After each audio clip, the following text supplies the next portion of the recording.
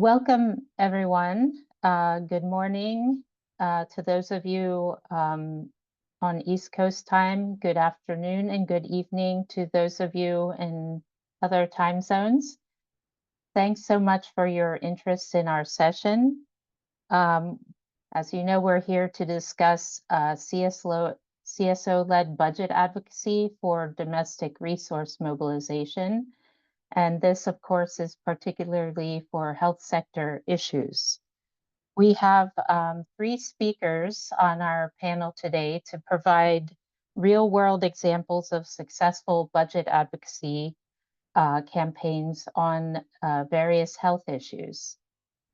And my name is Jennifer Sloboda. I'm the Director of Budget Advocacy at the Global Health Advocacy Incubator, and I'm working in their health system strengthening program, which includes primary health care, immunization, preventing epidemics, and data for health, which is about civil registration and vital statistics systems.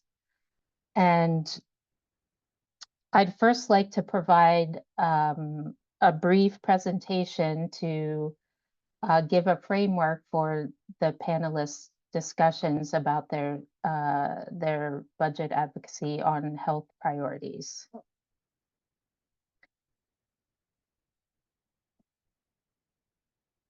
First of all, I'd like to briefly talk about what budget advocacy is. It's about essentially about making public budgets work for people. That means that budgets reflect the public needs and priorities. And it is also a strategy used by civil society organizations, often working in coalition, to influence government budget processes and decisions for the purpose of achieving specific objectives. It aims to ensure that public funds are spent efficiently, equitably, and in a way that benefits people. And it involves 2 primary phases: the generation of evidence, which is collecting budget data, budget tracking, budget analysis, costing.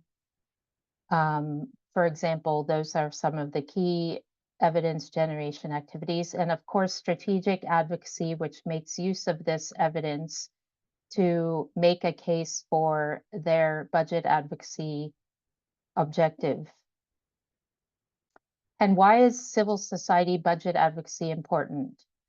Well, this panel is about domestic resource mobilization, and civil society can make a critical contribution to mobilizing domestic resources for key health priorities with the government.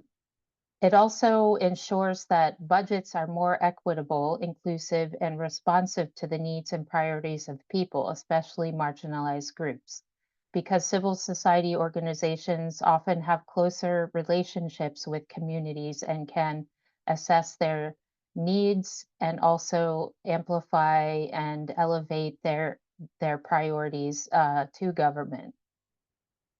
In this way, it also helps to improve delivery of public services like health and education through more targeted allocations and spending. It also helps to hold governments accountable for how they allocate and spend public resources, because civil society, once increased allocations are achieved, for example, they will monitor the implementation of the budget to ensure that resources are spent on time and appropriately for the goals that they're intended, and they can hold government accountable for that.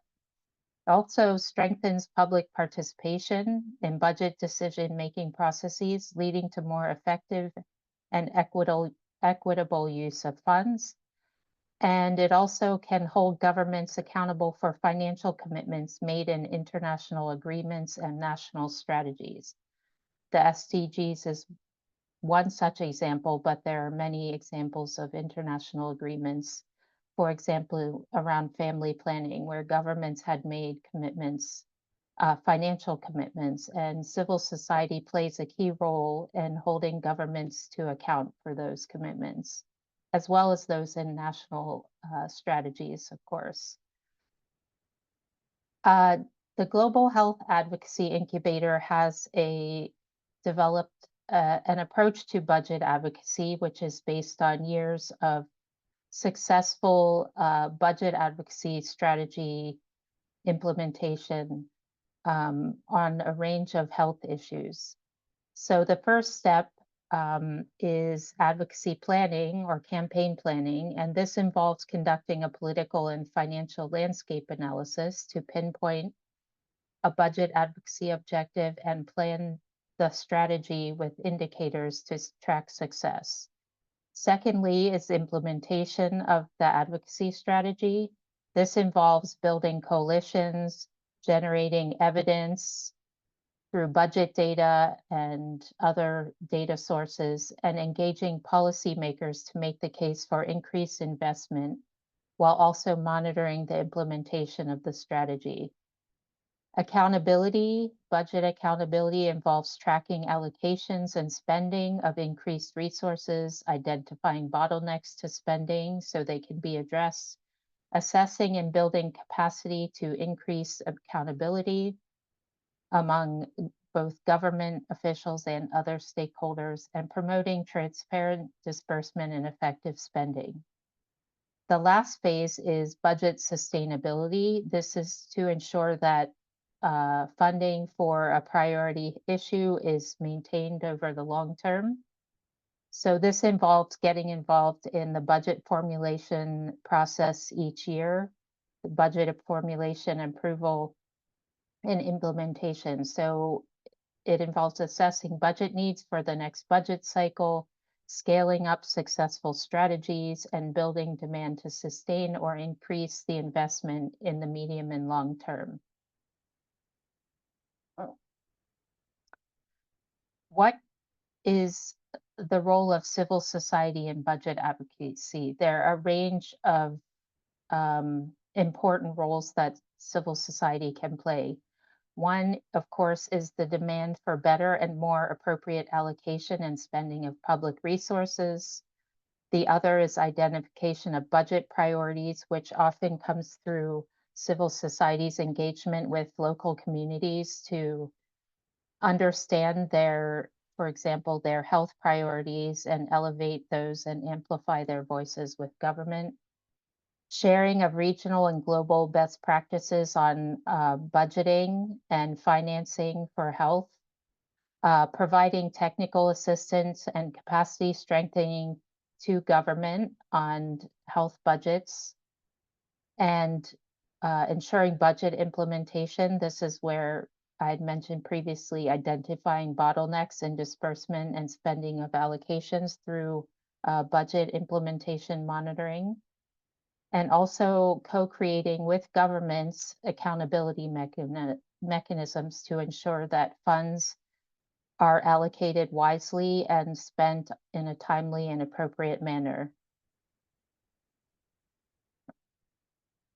So that includes my introduction to budget advocacy, and which hopefully provides a framing for our discussion. And now I'd like to introduce you to our three speakers. The first is Justinian Katira. He's GHAI's Uganda Country Coordinator, and he works on the Preventing Epidemics program and has also been providing critical support to our civil registration and vital statistics program as well in terms of budget advocacy. Our second speaker is Chetra V.S. She's a program officer for Dalit Mahila Vikas Mandal, and she's also the Youth Intervention Program and Youth Coordinator for the Women and Child Rights Organization in India. And lastly, Dr. Emmanuel Al-Hassan. He's the Nigeria Country Director for GHAI and has been working on preventing epidemics and immunization programs. First, we'll start with our first speaker, and Justinian Katira, our Uganda country coordinator, who will speak about his experience working on budget advocacy for preventing epidemics in Uganda. And the first question I have is, what is the role of CSOs in budget advocacy for domestic investment in health priorities? Welcome, Justinian, and thank you. Thank you very much for inviting me here. Thank you, Global Health Council, and Jennifer for organizing this, and to my fellow panelists. I hope I can be heard. If I can't, I'll increase the volume. Is it fine? It's fine. Okay. Yes. So my question relates to the role of CSOs in budget advocacy, and I will answer this question by reference to Uganda's experience. And more particularly, I will speak to Uganda's experience in budget advocacy for domestic investment in health security. And when I speak of health security, just to clarify again, we're speaking of obviously COVID, Ebola, and now monkeypox.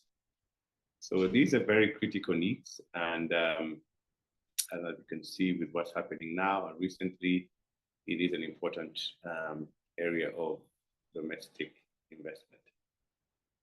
So what we did as GHAI and in coalition with other CSOs was that we first we undergo a process of identification of critical needs. In the community, in the country, these needs are often underfunded by government or by donors. So when you have a public health emergency of international concern, such as Marburg or Mpox or Ebola, this is a really, really big need, and we need to ensure that adequate resources are placed there. So that's the first part of it, identifying this critical need. And then the second part is providing technical assistance to the government. The question of budget advocacy is often very technical. You need to have action plans in place. You need to ensure that the health ministry itself has made a request. And it is based on a whole lot of processes, because there are both legal questions about submissions, there are technical questions around the framework for submission and the accountability framework. There's several things around that. So what we did, for example, in relation to health security in Uganda, was that we helped and we continue to help with the development of what is called a National Action Plan on Health Security, especially the financing indicators of that. A National Action Plan on Health Security is required by international law, by the international health regulations.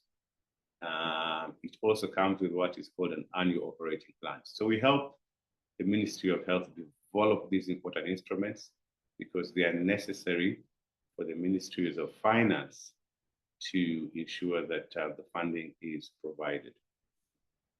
And then, of course, the next we do is we build accountability frameworks into this process so that money is not released and it's not spent in the proper way, as Jennifer has pointed out previously. And then third, of course, is that we strengthen the capacity of parliamentarians and government officials to appreciate and adopt best global practice. In health security context, this means that we look at what the WHO recommends, we look at what other countries are doing, for example, Nigeria, Ghana, India, and we are fortunate to have at GHAI a team of experts from around the world who provide very good advice and feedback on how they're able to navigate some of these important questions and what the best practices are. So that's the role of CSOs in advocating for pandemic preparedness and health security financing. Now, just also to point out that this is a very novel area in Uganda or in Africa generally. They are advocates for malaria, for HIV/AIDS, for maternal and child health, but there's not really been advocacy for pandemic preparedness, partly because it is perceived as a global health threat, perhaps, and it is a global health threat. And so the expectation is that it would probably attract donor funding and that domestic funding should be minimized, perhaps, and used for the problems that we currently face. So it is just one of those areas where we had to change the mindset. And due to our advocacy effort, which started in 2023, within 1 year, we were able to work very well with government. That includes the parliament. We work very well with the presidency. We work very well with the CSO coalition on health security. And in our first year, we were able to get $15.4 million in domestic investment for health security. Thank you.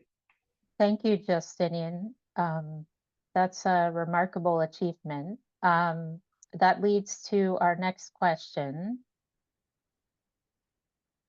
which is, how did you create a sense of urgency around the need for the government to fund epidemic preparedness, which led to this $15 million budget advocacy win? Well, yeah, that's an interesting question, the sense of urgency. I must admit that I think the fact of the pandemic threat in and of itself presented a sense of urgency. We are at the tropical belt. So since COVID, we've had Ebola, we've had anthrax, and now we have Mpox. These are public health emergencies of international concern, not only continental concern. So when we have an outbreak like the current one, we know that there are going to be very serious economic consequences to Uganda. It may lead, if it's not controlled well, to trade and travel restrictions on Uganda. And so that would lead for us, judging from previous examples, it lead to perhaps a 7% drop in GDP if we need to put in any travel restrictions. So I think one of the key things, the urgency is caused by the situation itself, by the urgency of the need to respond to this public health emergency of international concern. But I think also what we were able to do quite well was to demonstrate in our advocacy messaging very important points. So partly one has got to develop a very strong message. One of the messages we developed was that the cost of response to a pandemic is 500 times more than the cost of prevention. And these are WHO economic models. So for every, I don't know, $10 million maybe we spend on prevention, we would perhaps avoid a 5 billion problem around the world. And so this 1 to 500 ratio, I think is particularly powerful in ensuring that funds are provided in this current financial year and not postponed to another year. Of course, also, as is obvious, I think there's been generally a lowering of donor support around the world for health budgets. So there's a need for governments to step up their own investment in health security. And so in Uganda's case as well, that was quite obvious. And so that also created the urgency. I think third was that we're able to get civil society mobilized around one key message in the health budget, which was funding for pandemic preparedness. And fourth, I think we just worked very well with the executive, including the presidency. The presidency, President of Uganda and the First Lady have been champions of health security generally. And so to have them back this effort as well was important to ensuring that Parliament approved this money in this particular cycle, the first year of trying. So that, I suppose, would be what created the sense of urgency. Thank you. Yeah, thank you, Justinian. I like that example. You used the evidence from the WHO model showing the cost benefit of investing in prevention versus addressing an actual epidemic. I think that's a really powerful argument and great use of data. Thank you so much. Next, I'll move on to our panelist, Chetra, who will speak about her experience with youth mobilization for health advocacy in India. Welcome, Chetra. Your first question is about how do you mobilize youth to advocate for stronger public health policies?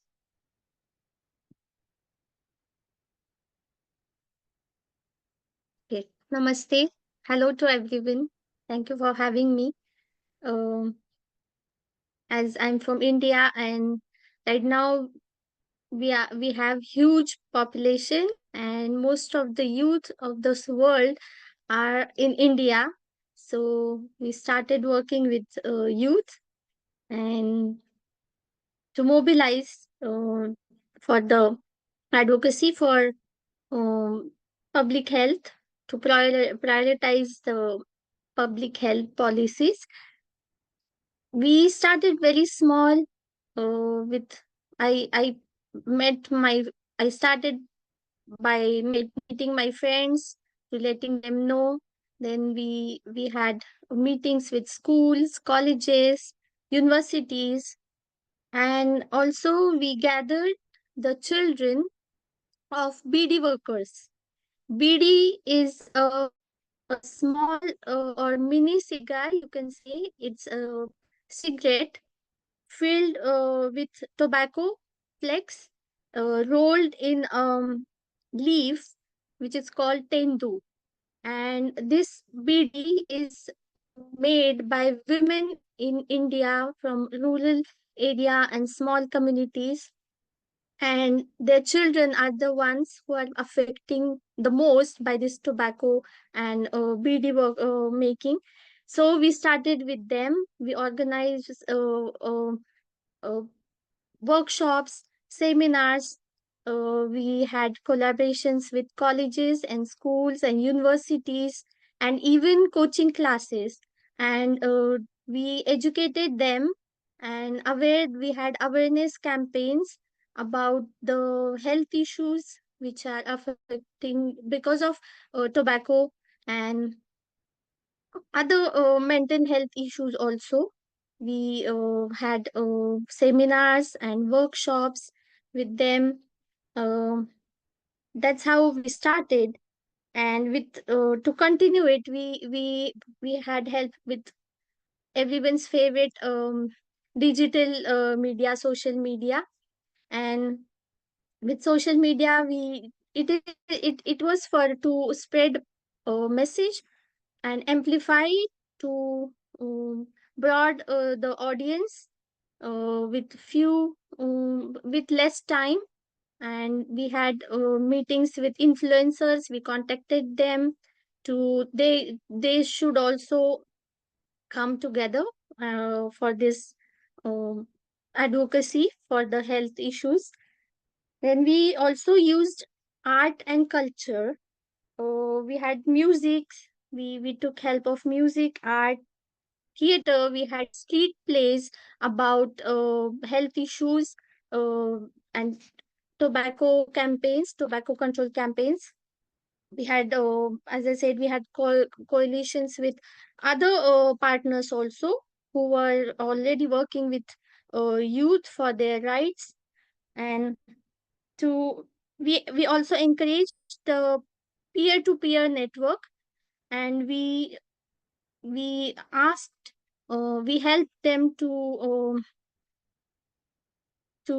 get uh,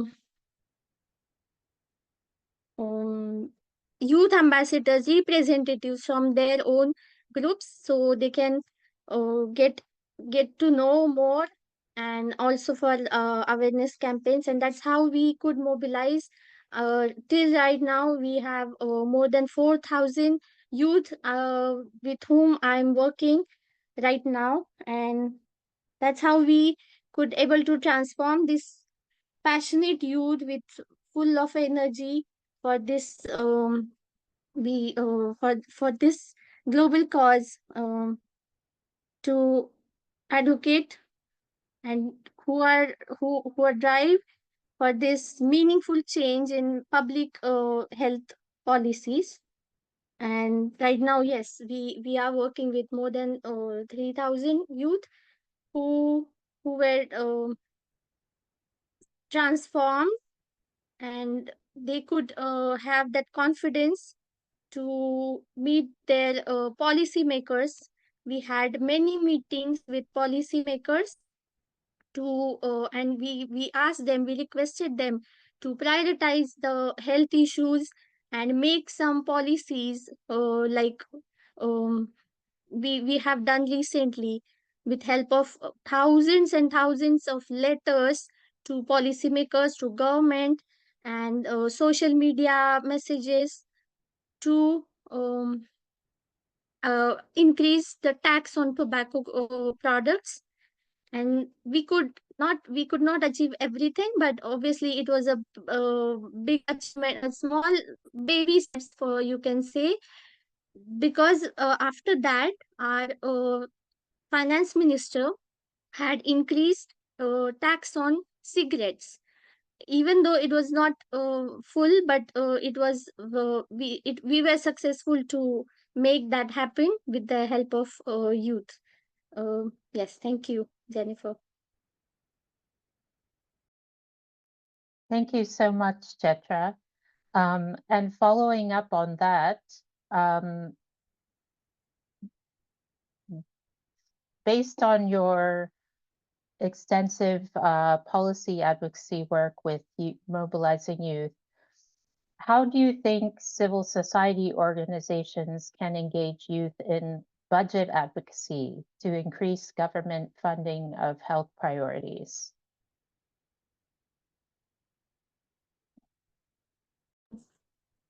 Yes, Jennifer, I'm very happy that we are 25 of us who are representing our uh, CSOs, and I'm very happy to share my views. And as youth nowadays, I think they like to hear us, no, to hear from them. So we can have workshops and seminars and um, awareness campaigns to educate them at a certain time, to at least to let them know where we are right now and how we can work for the better future and healthier future.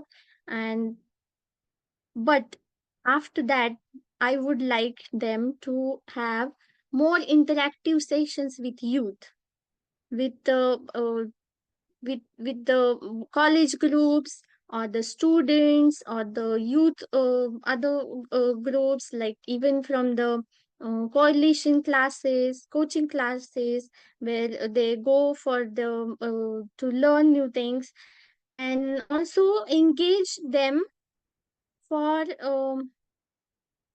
to have interactive sessions, social media campaigns which are also interactive, because they like to speak rather than hear more. So this is how this generation, Gen Zs and Gen Zs, and they are into about speaking more than listening. So engage them in conversations, to hear the stories from them, to have live sessions, um, and obviously when webinars where they can speak and share their ideas rather than be giving them lectures, because nowadays they are not into listening more. So another point is we can ensure they can have proper education about where we are right now, and ensure their representations to reach till policymakers. To we can be that bridge between the youth, common people, and the policymakers who are actually making the decisions, and we can help them to connect to each um by social media, the letters, even by having meetings, and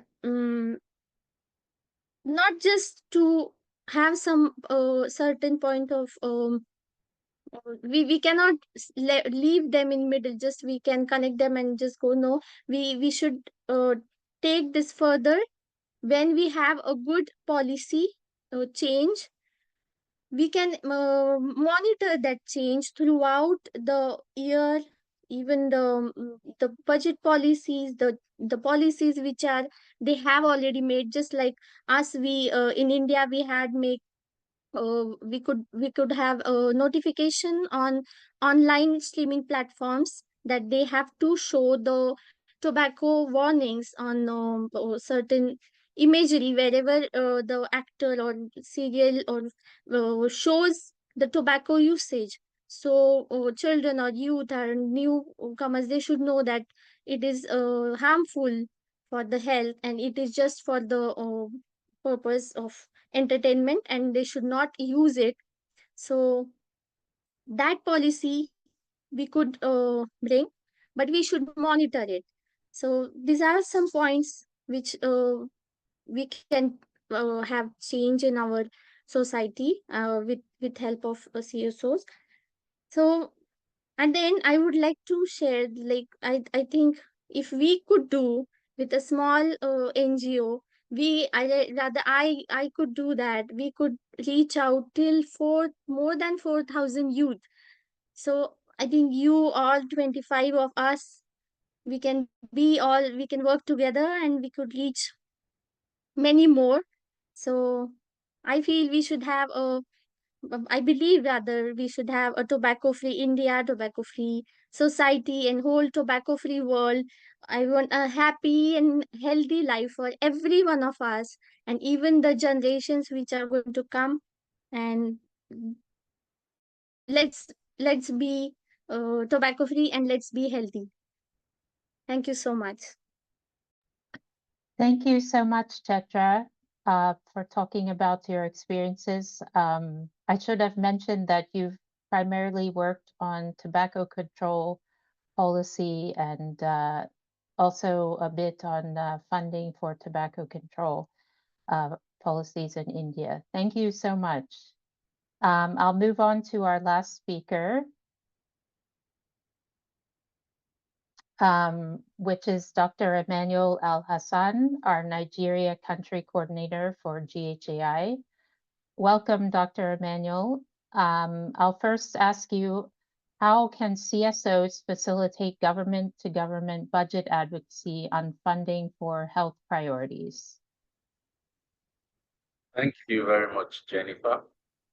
It's important to note that there is what we call government-to-government advocacy, because typically the Ministry of Health, for instance, or the Center for Disease Control needs to understand that funding decisions by the Ministry of Finance or the Budget Office of legislators are things that could be adversely affected by other competing national interests like security, agriculture, education.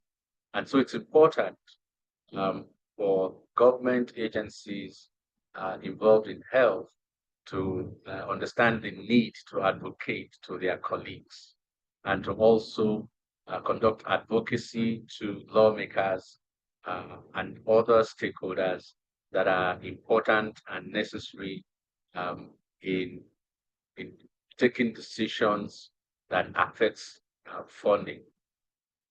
In facilitating this government-to-government budget advocacy, it is important for CSOs to work with the particular government agency. For instance, in Nigeria, on the Prevent Epidemics program, we worked with the Nigeria CDC. On the immunization financing program, we work with the National Primary Healthcare Development Agency, which is the agency in charge of immunization in Nigeria. So, number one, they need to work with this government agency to do a landscape analysis, to understand landscape, the legal lay of the land, the economic landscape, the legal landscape, because that would help in helping to shape exactly where you're going to focus on. Because you might need to do a combination of things. You might need to pursue maybe strengthening existing legal frameworks, or actually advocating for a new law, a new policy that will help increase funding, for the particular health priority. Secondly, the CSO needs to work with them to understand the budget process. It's incredible to note that a lot of officials in the health sector do not actually understand the budget process. They do not understand that there are pre-budget activities that they need to be involved in, like the medium-term expenditure framework. These are processes that are led by the Ministry of Finance. In Nigeria, for instance, we have the Ministry of Finance. We also have the Ministry of Budget and National Planning, under which is the Budget Office. So it's important for CSOs to work with them, for them to understand the budget process, and to actually involve the budget drafters in their respective agencies, so that they would better understand the need to prioritize this, health interventions, health activities, and so on and so forth. Number three is to work with them to do an advocacy plan, to now determine the priorities, to determine the techniques they are going to use in reaching out to these other stakeholders that are necessary in ensuring that they get more funding and sustainable funding for the health priority. And number four is capacity building to prepare them in terms of how to make the case. More often than not, you find health sector advocates in the Ministry of Health or the CDC or in the agency in charge of immunization, reeling out disease burdens, mortality rates, morbidity, and all of that. Now, a typical lawmaker may probably not be interested in that. They want you to make a case in terms of what the nation stands to gain, economically, politically, and otherwise, rather than reeling out. So it's important for CSOs to help build their capacity in terms of how to make the case. And then it's also very important to help them in facilitating engagements.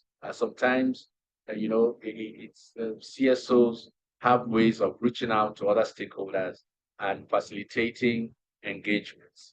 And finally, CSOs can provide other support in the areas that the government agency typically cannot. So, for instance, the head of a government agency has boundaries in terms of how they can make the case. But CSOs have more latitude. They can engage the media. They can engage social influencers. They can get journalists to write stories in support of increasing funding for a particular health priority, and so on and so forth. So these are some key areas in which CSOs can facilitate government-to-government budget advocacy on funding for health priorities. Thank you, Dr. Manuel. And my second question is, what were the biggest lessons that you learned from getting a new budget line created for epidemic preparedness? Thank you. So in Nigeria, on the Prevent Epidemics program, we worked at the national level and also at subnational level, specifically in two states, Kano State and Lagos State, respectively. This happened to be the two most populous states in Nigeria. And some of the key lessons learned in getting a new budget line, and indeed we got new budget lines in both Kano and Lagos. One is to understand the local context. It is important because the legal frameworks differ from state to state. The cultural context differ from state to state. That would help you to understand and plan how you're going to approach those to engage. So, for instance, in the north, where Kano State is, there is a high level of respect for traditional institutions. And so, engaging traditional rulers that are interested, in health is something that we did. So understand the local context, understand the key players. And then number two, identify and work with an existing coalition, or you catalyze the formation of a coalition because they help you to amplify, the voices, those voices that amplify your case. So, for instance, in Kano, there was an existing coalition that we then strengthened, and then we sort of worked with them. And we had a lady who was the leader of that coalition, again, highly respected because of her pedigree. And that really helped in opening doors in terms of meeting with the Commissioner of Health, in terms of meeting with certain lawmakers that otherwise would have been difficult to reach. So, and also, the coalition also engaged in, media advocacy. They had press conferences and so on and so forth. And so that really helps. Number three is to also identify certain influencers, individual influencers. We worked with influencers very well in both Lagos and Kano states. For instance, we worked with a particular special advisor to the Commissioner for Health, in Lagos State, who was able to help open doors, who was able to facilitate high-level meetings, and that really helped us in getting a new budget line for epidemic preparedness created in Lagos State. And finally, it is important to look at legal frameworks and to do an analysis. Are these frameworks sufficient? Are there gaps? If there are gaps, then you need to then do you need to do a plan to get the critical stakeholders to look at these gaps and then advocate for how these gaps can be filled in terms of by way of amendment of existing laws or creation of new laws and so on and so forth.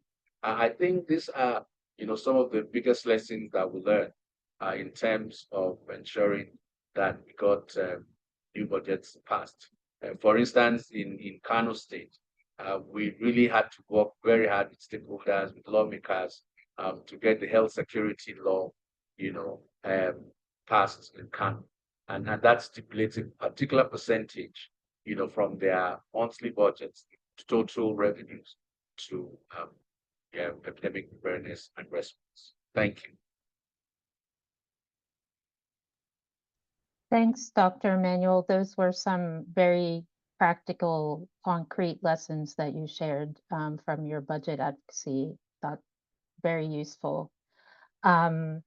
So I'm going to open the floor now for any questions that the participants may have after listening to our three panelists. If you have any questions, please raise your hand, or you can put questions in the chat box, and we'll take questions at this time.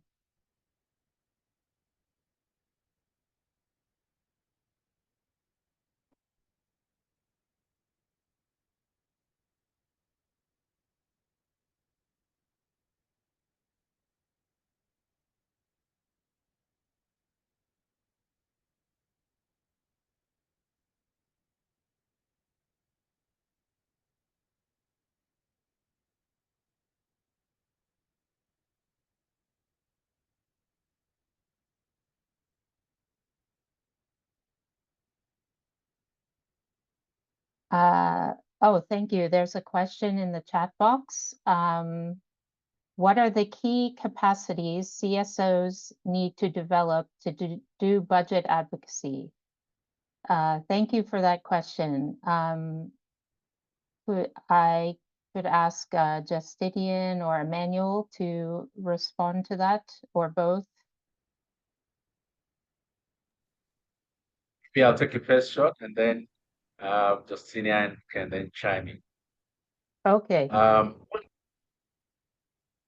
So one key capacity is an understanding of the fiscal space within your country and understanding what the government rakes in as revenue. In Nigeria, for instance, a disproportionately high percentage of our revenues come from oil. And so having an understanding of that, having an understanding also of the competing needs, and how to frame your own advocacy to make a case for your own, particular issue is very, very important. Secondly, it is important to note that advocacy is not activism, because you cross the line, and then you antagonize the same government or the same legislator that you're supposed to advocate to, you're going to have doors shut against you. That's going to make your work very difficult. So that nuance, that fine line between advocacy and activism is very important to know. Number three is soft skills. Very, very important in interacting, in engaging with the different stakeholders. Ability, the capacity to listen, and the capacity, to interact and to influence. These are some of the key things that I think are very important.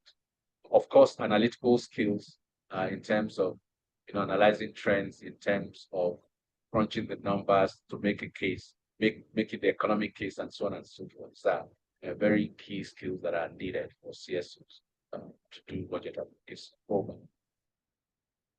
Thanks so much, Emmanuel. I just want to note that we only have about a minute or so left to the session because it ends at 10:50. And the follow-up question to that was, how have you done capacity training of CSOs? So if that could be answered in 1 minute briefly before we end the session. Yes, perhaps I could just try to answer that very briefly. As Professor Emmanuel has explained, I think you need to build legal capacity, public financial management capacity. You've got to understand budgets, right? From the beginning to the end, parliamentary process, ministries, etc. So we do build that capacity as well. It's a real deep dive into what is called the CSO Academy. So GHAI has what is called the CSO Academy to build this capacity. And I think third, perhaps another thing that Dr. Emmanuel did mention as well, is the need for having a political brain, I suppose. You've got to understand the process from parliament to ministries and etc. And fourth, which is what the CSO Academy does at GHAI, is it helps to develop the message, developing a policy objective and communicating it clearly is an iterative process. And so that is what we do at GHAI. Thank you. Great, thank you so much. And thanks for mentioning that the Civil Society Budget Advocacy Academy. So we're at time, it's 10:50 now. I just want to thank our speakers and thank you for everyone who joined the session. We really appreciate your interest in budget advocacy. And we hope you enjoy the rest of the Landscape Symposium. Thank you so much. Bye. Thank you. Bye. Bye. Thank you.